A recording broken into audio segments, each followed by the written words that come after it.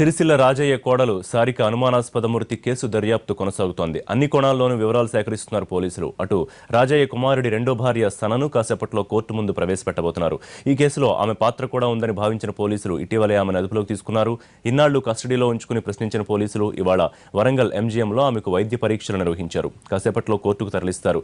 న్యాయమూర్తి రిమాండ్ విధిస్తే అక్కడి నుంచి వరంగల్ సబ్ జైలుకు తరలించే అవకాశాలున్నాయి. రాజయ్య కోడలు సారిక అనుమానాస్పద మృతి కేసు దర్యాప్తుకు సంబంధించి మరిన్ని డీటెయిల్స్ వెంకట్ అందిస్తారు. వెంకట్, ఈ కేసులో అప్డేట్స్ ఏంటి? సనను ఎప్పుడు కోర్టులో ప్రవేశపెట్టబోతున్నారు? మరి కాసేపట్లో రాజయ్య చిన్న కోడలు సనను కోర్టు ముందు ప్రవేశపెట్టే అవకాశం ఉంది. ప్రస్తుతం వరంగల్ ఎంజీఎంలో వైద్య పరీక్ష కోసం పోలీసులు తీసుకొస్తున్నారు. ఈ కేసు విషయంలో భాగంగా అన్ని కోణాల్లో పోలీసులు హన్మకొండ ఏసీపీ శోభన్ కుమార్ ఆధ్వర్యంలో అన్ని కోణాల్లో కూడా దర్యాప్తు ముమ్మరంగా సాగుతుంది. ఇప్పటికే ముగ్గురిని అరెస్ట్ చేశారు. అరెస్ట్ అయిన ముగ్గురు కూడా సిరిసిల్ల రాజయ్య, మాధవి, అనిల్, ఈ ముగ్గురు కూడా ప్రస్తుతం వరంగల్ కేంద్ర కారాగారంలో ఉన్నారు. రెండోసారి కూడా బెయిల్ పిటిషన్ తిరస్కరణకు గురైంది. అయితే ఇవాళ అంటే గత 3-4 రోజుల క్రితమే సనాను పోలీసులు అనధికారికంగా అదుపులోకి తీసుకున్నప్పటికీ నిన్న అధికారికంగా అరెస్ట్ చేసినట్టు చూపిస్తున్నారు.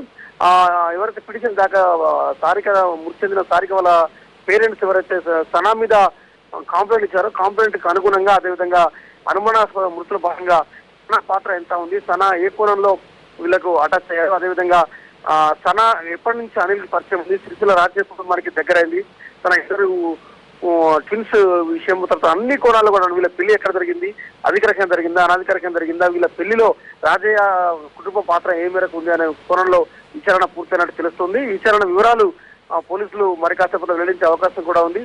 సో మొత్తానికైతే సనాను అదుపులోకి తీసుకున్న తర్వాత అంటే అప్పటికే సారిక మరణించే ముందు ఏదైతే కొంత మెయిల్ ఇచ్చారో అదేవిధంగా ఏదైతే కొంత ఇన్పుట్ ఉందో ఆ ఇన్పుట్ ఆధారంగా పోలీసులు ఒక రిమాండ్ షీట్ కూడా దాఖలు చేయడం జరిగింది.